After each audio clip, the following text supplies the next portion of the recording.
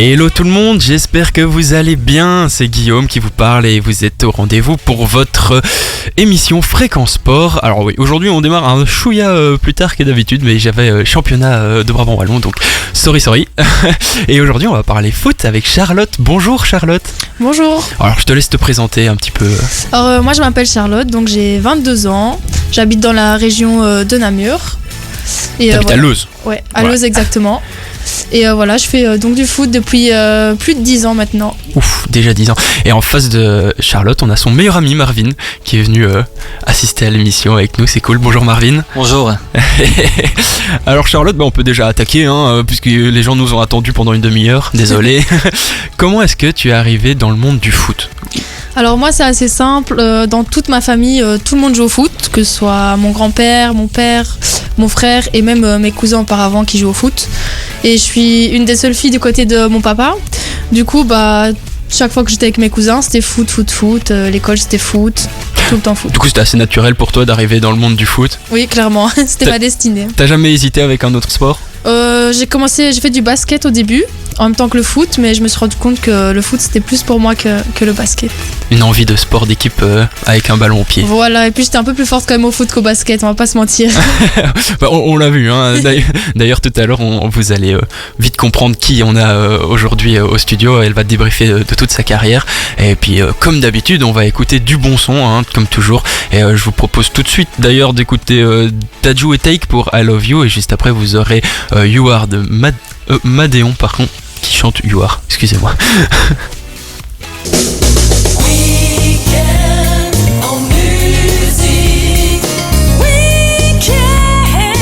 Fréquence aiguisée.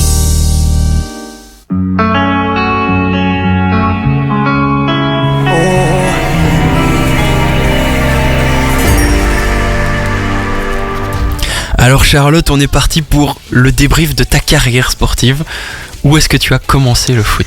Alors moi j'ai commencé à Leuze, donc là où j'habite, en étant petite. J'ai commencé avec des amis à moi. À quel âge plus ou moins ? J'avais plus ou moins, je dirais 6-7 ans je pense, que j'ai commencé. Tout début direct. Tout début j'étais avec les garçons. C'était mixte ? C'était mixte, oui. Okay. En fait jusque mes 16 ans je jouais avec les garçons. Ok. Et donc voilà, après je suis restée plus ou moins 2-3 ans à Gueuset. Ensuite j'ai été vers Fernelmont, où je suis restée 3 ans aussi, également avec les garçons. On était en interpromotion, on a été champions ensemble. Et là j'avais soit le choix de partir donc, au Standard ou de rester, d'aller faire les tests premièrement au Standard. Donc ce que j'ai été faire et ce dont j'ai réussi. Comment ça se passe des tests ? C'est une sélection ? Pour ma part, on m'a simplement envoyé un message en me disant que voilà, ils étaient intéressés par moi, me demandant si je pouvais aller faire 1 ou 2 entraînements avec eux pour voir un peu ce que je valais, on va dire. Donc j'ai été directement prise là-bas. Trop bien. Après, c'est vrai que je me suis posé la question, est-ce que je refais une année avec les garçons ? Est-ce que je vais au Standard ? Parce que voilà, c'était tous mes amis, c'était vraiment, on était comme une famille ensemble.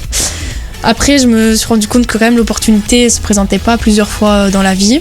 Donc j'y suis allée, où j'ai commencé directement en D1, donc j'avais 16 ans à ce moment-là. Et je suis restée du coup plus ou moins, on va dire 5 ans je pense, 5-6 ans en D1. Et ensuite j'ai été en Super League au Standard pendant 2 ans. Du coup comment ça fonctionne ? Donc t'as la D1 et au-dessus c'est la Super League ? Ouais c'est ça, chez les filles en fait ça part de Division 2, Division 1 et le plus haut niveau donc Super League. Donc Super League c'est l'équivalent de la D1 masculine, chez c'est les garçons, ça ? c'est ça, ouais. Voilà. On a une championne. donc voilà. Et ici, en janvier, j'ai décidé de changer de club et je joue actuellement donc, au Sporting de Charleroi. C'est toi qui as décidé de le changement ou il y a eu un transfert, ils sont venus te chercher ?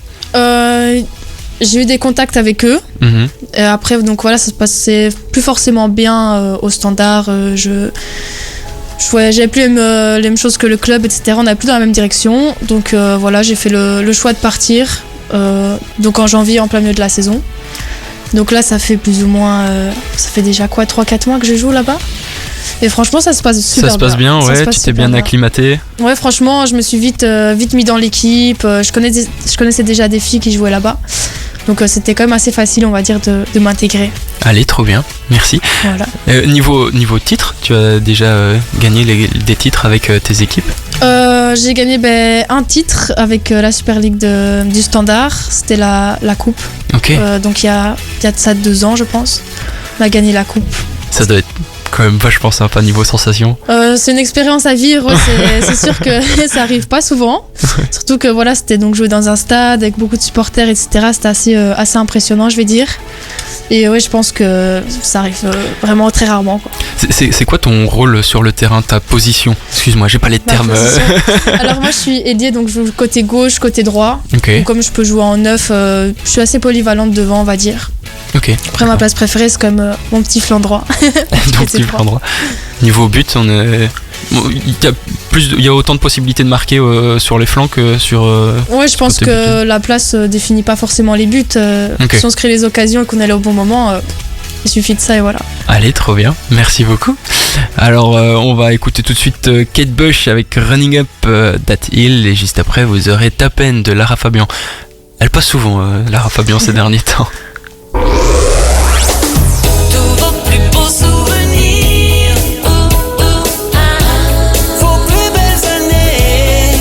C'est Gueusé, votre radio.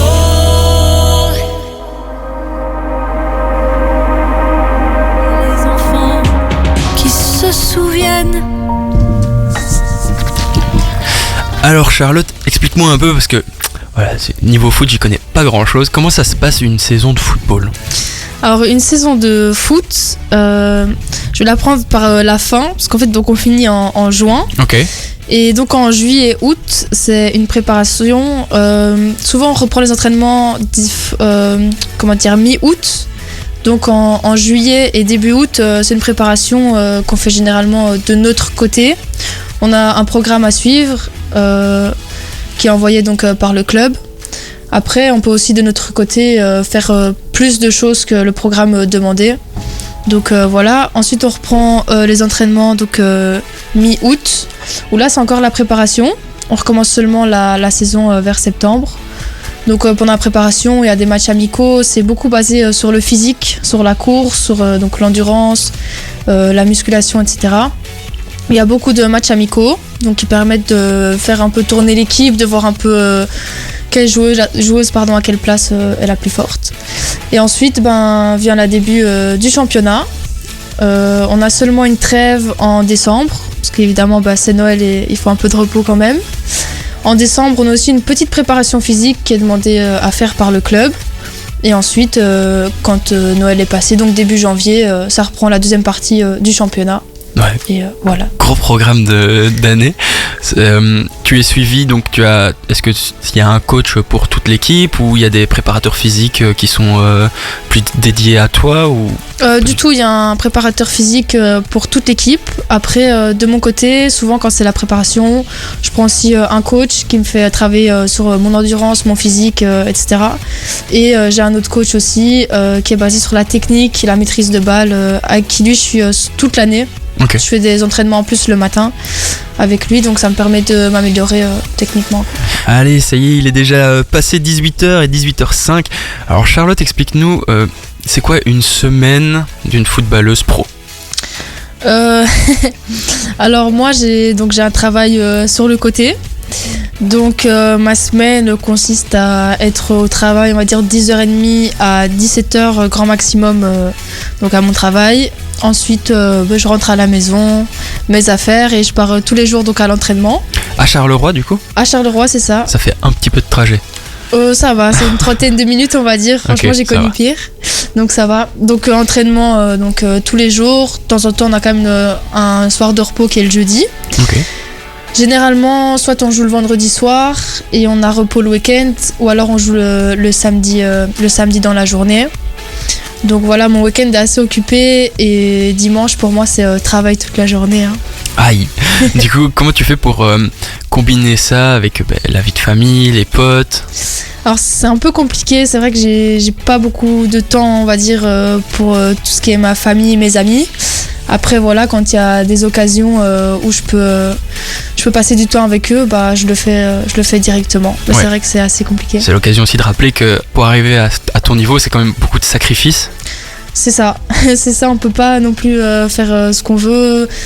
Par exemple, le vendredi soir, si j'ai match le samedi, bah je peux pas sortir avec les amis ou faire des choses, quoi. C'est à la maison. Ça, à mon avis, c'est un peu la bagatelle de tous les grands sportifs. C'est sûr. Bon, pour moi, ça me dérange pas forcément, franchement. Non, si t'es content là où t'es. Ouais, non, je le vis pas mal.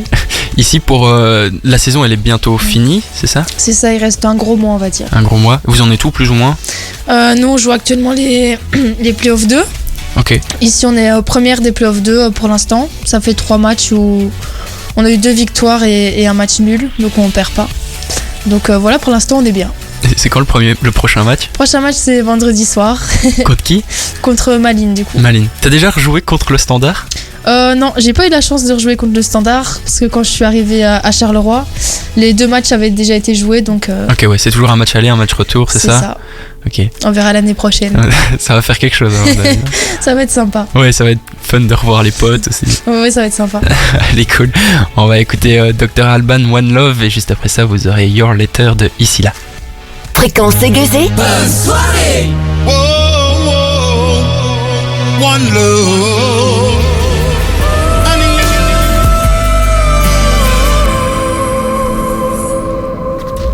Charlotte, quelles sont les personnes qui t'inspirent le plus dans le monde du foot ?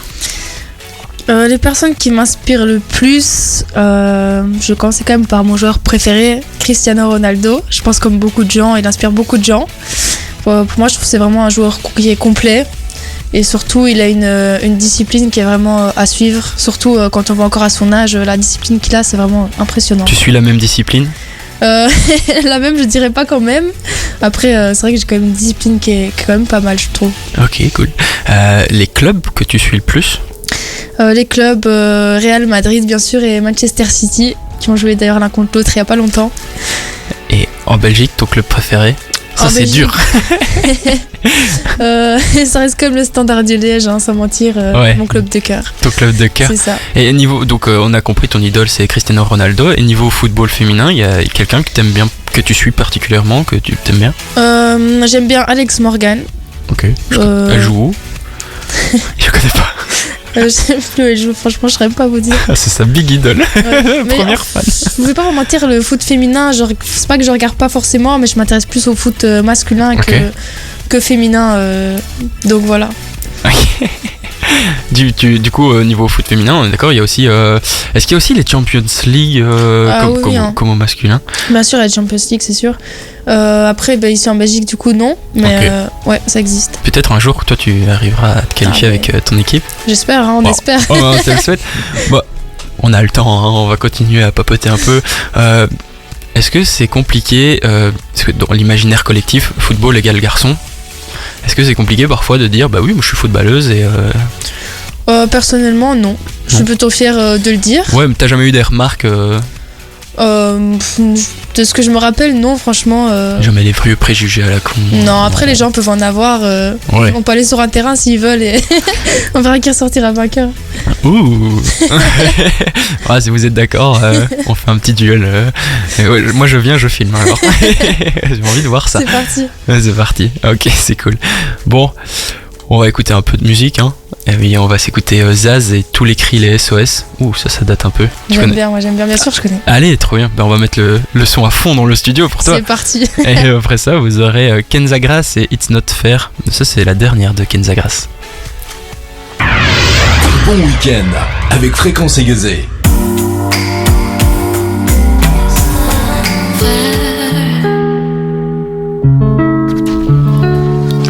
Alors là les amis, c'est le moment de prendre votre calepin et de noter parce que Charlotte va nous donner ses bons conseils.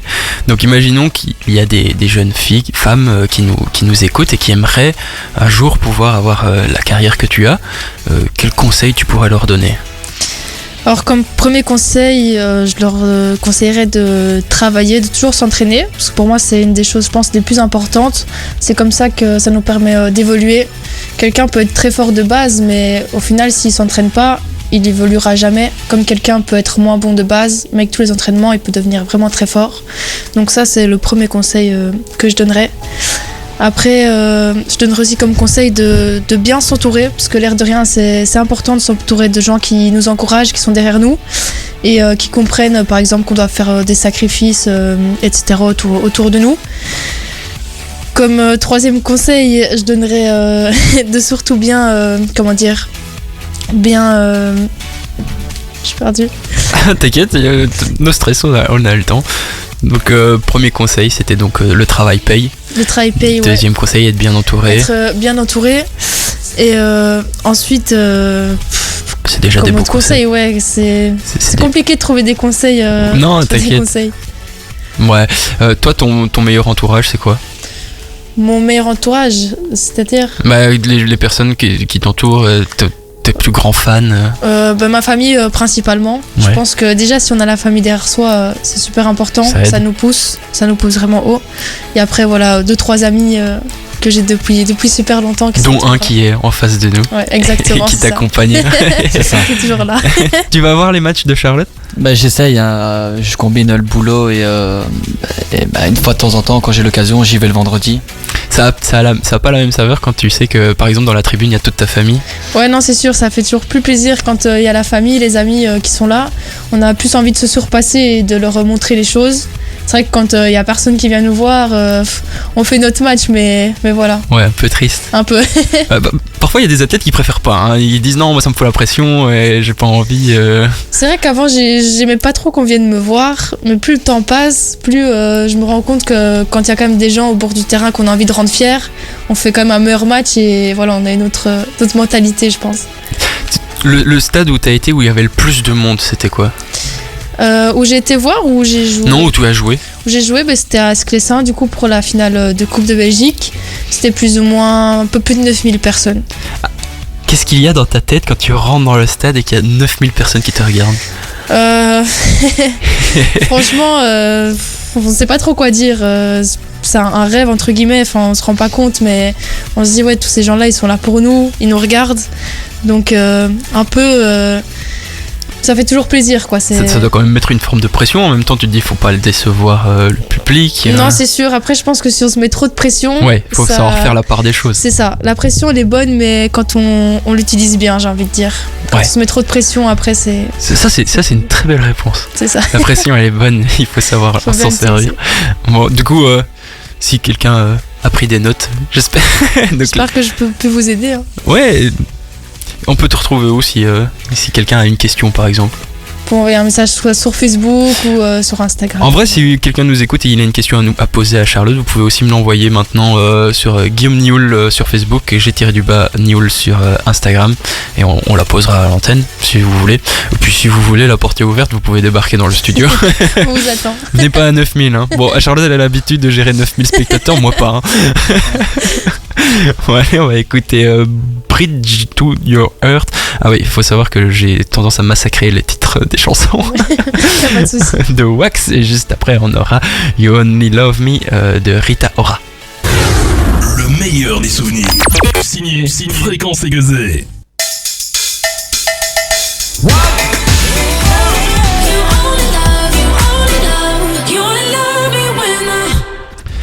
Alors Charlotte, on est d'accord pour se dire qu'il y a une petite différence entre le football masculin et le football féminin, non? Oui, c'est sûr. Il y en a même plusieurs. Quelques-unes.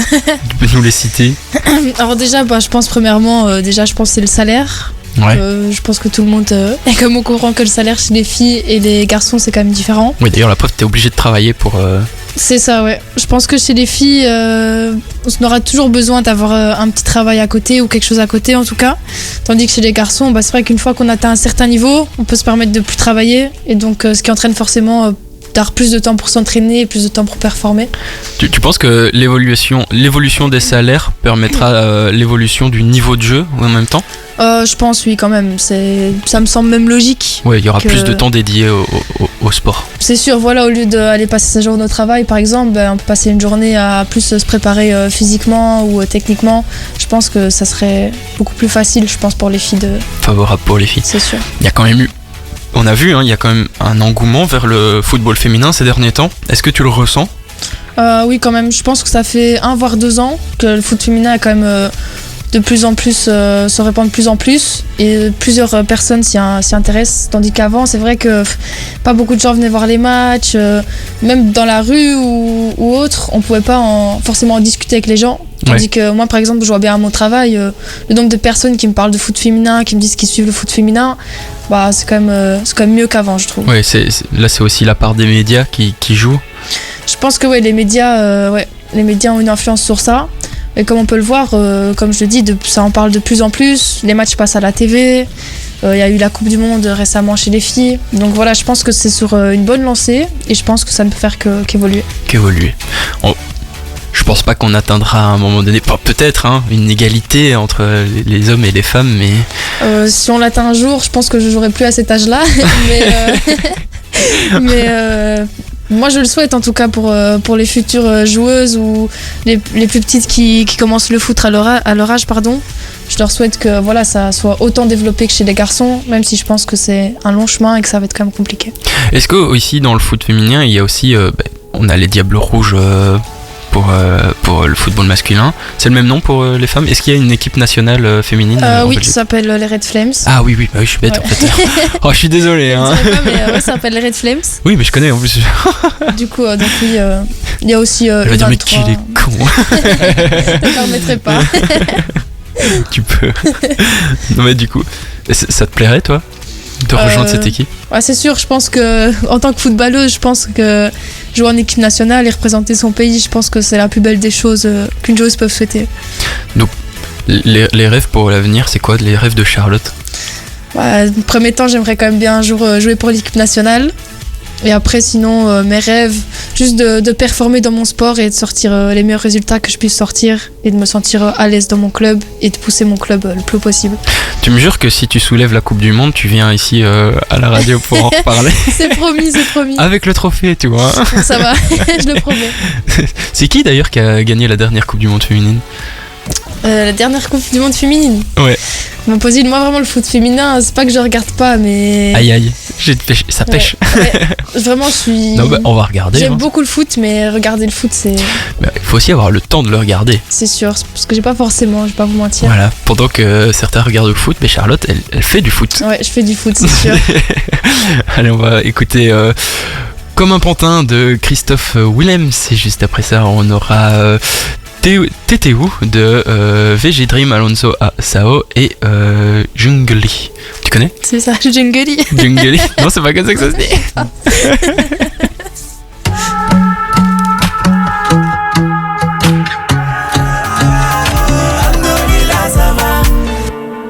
Les amis, je vous propose un petit quiz et bien sûr chez vous, vous pouvez participer et m'envoyer votre résultat.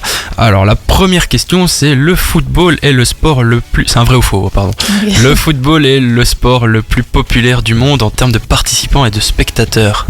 Ça ne peut que être vrai, je pense. Ouais, c'est vrai, environ 250 millions de personnes jouent au foot. Tu te rends compte? Ouais, c'est le sport qu'on parle le plus. Ouais, c'est vrai. Et 1,3 milliard de personnes suivent ce sport. C'est incroyable. Incroyable, de ouf.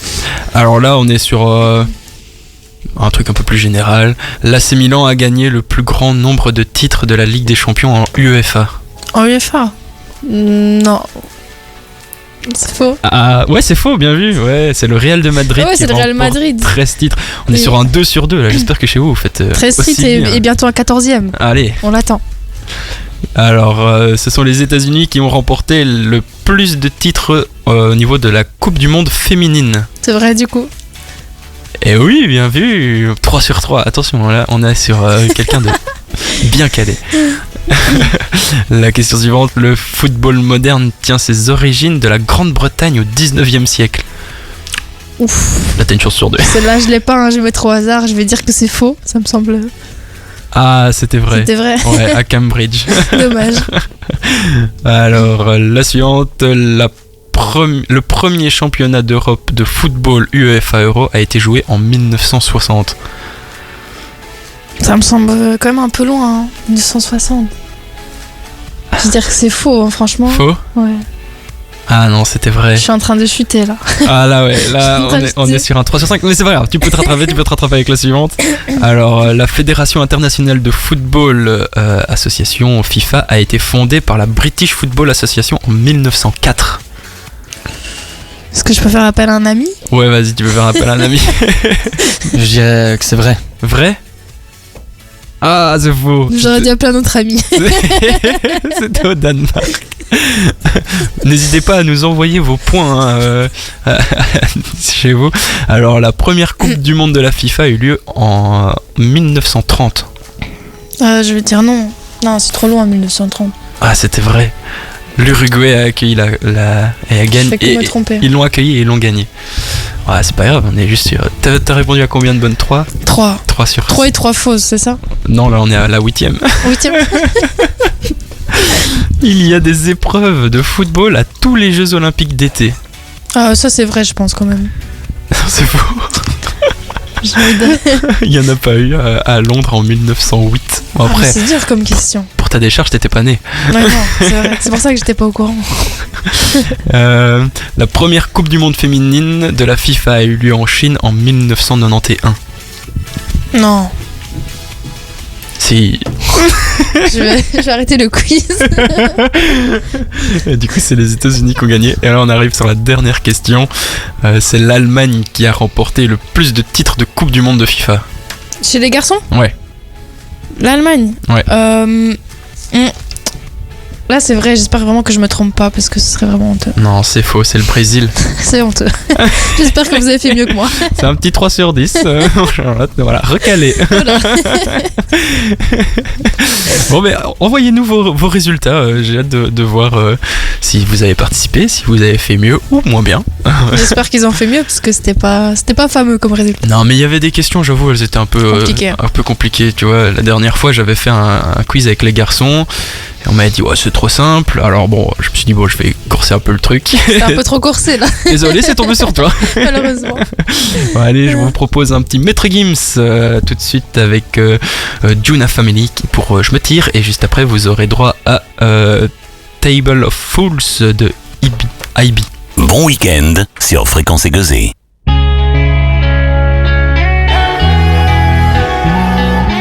Les amis, je sais que j'avais annoncé IB, mais tant pis pour lui parce que j'avais juste pas regardé l'heure.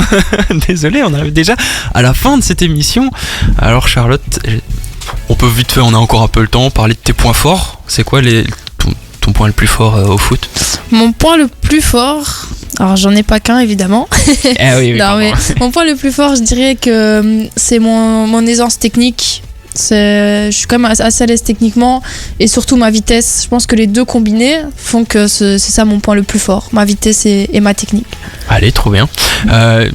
Il paraît qu'hier il y a eu un petit goal.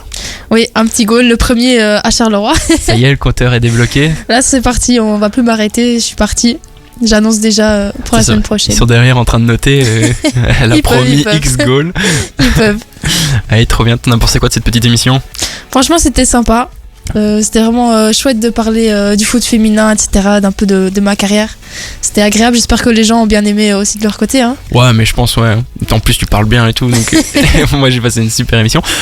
On va proposer un petit challenge aux gens. Donc après l'émission, on va vite filmer une petite séquence avec Charlotte où elle va essayer de faire le plus de jongles possible en 30 secondes.